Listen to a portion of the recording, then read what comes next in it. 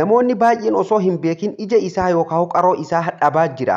Atilleen osoo qaroon kan kee si hin badin yookaan hin jaamin karaa salphaa ta'een isteeppii xiqqoon bilbila harkaa qabdu irratti sirreeffatuu dandeessa. Bilbila harkaa qabduun qaroo kan kee akka dhabaa jirtu ati hin beektu karaa feesbuukaa fi karaa misinjeraatiin yookaan bilbiluma harkaa qabdaniin akkamitti akka itti sirreeffatan ifaa bilbila keessanii akkamitti akka inni leensii ija keessanii isin hin tuqne itti sirreeffatanii isin argisiisa. Hordoftootaaf kabajamtoota nagallee hin daganne.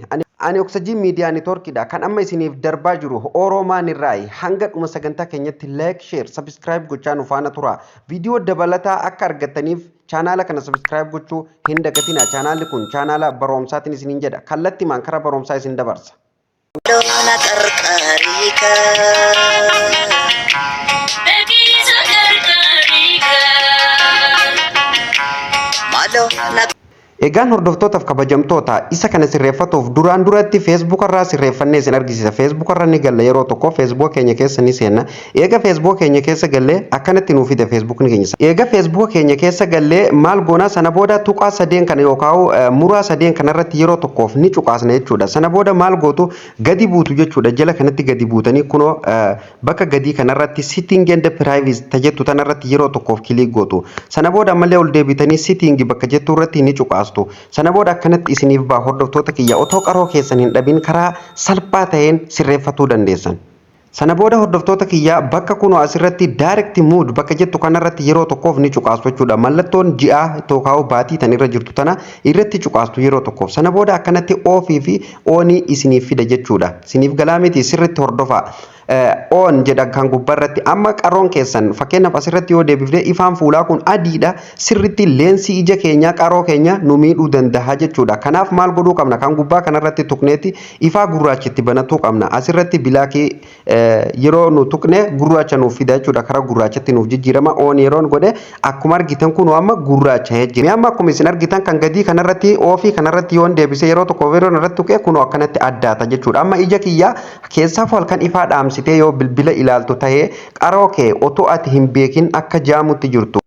Sana booda maal gootu kan gubbaa kanarratti deeffattu jechuudha. Amma kallatti maan on ka jedhu kanarratti ni deebistu jechuudha. Ni gurraachisitu. Amma sanirra kaa'e sana booda maal gootu xiyya kanaan of duuba deebitu jechuudha. Baak gootaniiti karaa duubatti deebitanii jechuudha irra. Amma sana booda kunoo guutumaan guututti fuulli Facebook kiyyaa guutumaan guututti kan reefu addaataa jiru sun akkana gurraacha'ee ijji kiyya salphatti na hin tuqamtu jechuudha. Isa lammaffaa kan Messenger irratti step sadaffaratti isin argisiisa. Isa lammaffaa irratti bilbila keessa mataa gubbaan akkanatti gadi haxoottanii jechuudha. Eega mataa gubbaan gadi haxoottanii karaa salphaa ta'een jechuudha. Fakkeenyaaf asirratti waa baay'eetu jira jechuudha. Namni baay'ee waanuma bilbila isarra jiruyyuu kan hin beekne baay'eetu jira jechuudha. Kanaafuu bilbila keessa mataa gubbaa eega gadi haxoottanii kunoo asirratti ni argitanii.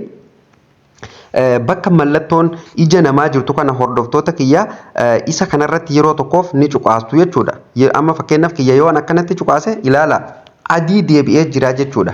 Amma iji kiyya na ilaalee hin danda'u jechuudha. Yoon isarratti tuqee amma kana godhe amma giddu galatti deebisee jechuudha. Isiniif galaa miti. Kanaafuu akkanatti irratti deebifadhaati ifaa diimaa fi asirratti fakkeenyaaf gurraachaa miti ni daalachaa jechuudha. Gara giddu galatti deema. Soo kanaaf asirra kaayyadhaan isiniin jedha kanuma. Egaan isteeppii sadaffaa irratti kan isin argisiisu Messenger jechuudha. Messengerri keenya kana yeroo tokkoof irratti cuqaasna nama irratti cuqaaseeti eega galle jechuudha. Maal gootu gubbaa kanarra dhuftanii tuqaa sadeen kana akkuma reefuusan asirra tuxxanii jechuudha. Tuqaa sadeen irra eega dhuftanii hordoftoota kiyyaa wanti isinirraa eegamu settingii fuula isaa dura jirtu kana mallattoo settingii kanarratti cuqaastu yeroo tokkoof irratti cuqaasan jiran. Sana booda akkanatti dhufee nuuf baa jechuudha. As keessallee waa baay'eetu jira gaa yaa'u akka sa'aannatti daqiiqaannatti hin dheeranneef ani viidiyoo gabaabsan isin argisiisa.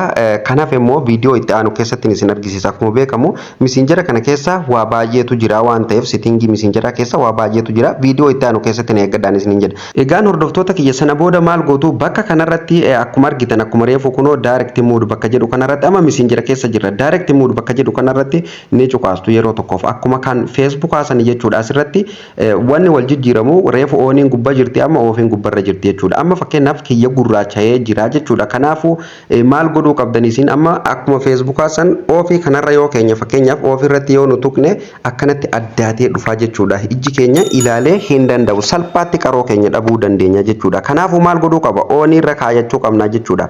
Akkanatti irra tuqxanii jechuudha. Samaawii kana qalama kana dibuu qabdan. Yeroo akkanatti isin gootan ni gurraachaawa.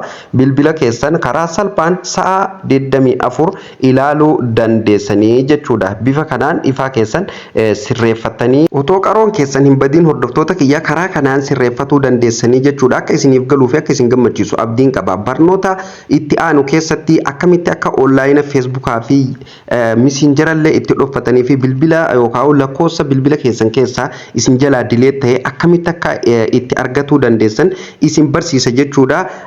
Viidiyoo narraaf qabadde asumarratti kan raawwatu ta'a. Obboleeyyan chaanaala Oromaan kanaaf haaraa taatan hundi keessanuu bakki xiyyi irra jirutu yoo akkanatti gurraachattee jiraatu baatte sabiskiraayib godhaa. Barnoota dabalataa akka isin bira ga'uuf laayik godhuu hin dagatinaan isiniin jedhaa. Hordoftootaaf kabajamtoota kiyya viidiyoo narraaf qopheeffadde asumarratti kan raawwatu ta'a. Chaanaalli kun chaanaala barumsaati. Akkana jajjabeessitan yaada qabdanii fi waa'ee bilbilaa fi kompiitararraa waan isin dhibe waan isin gargaaruu danda'u hundaa'u isiniin gargaara. Kanaafuu yaada keessan waan isiniif hin galin komentii jalatti naaf barreessaa. Akkam viidiyoo irratti isiniif dalaguu fi viidiyoo narraaf qopheeffadde asumarratti raawwata. Viidiyoo biraatiin hanga walitti deebinutti turtii gaarii.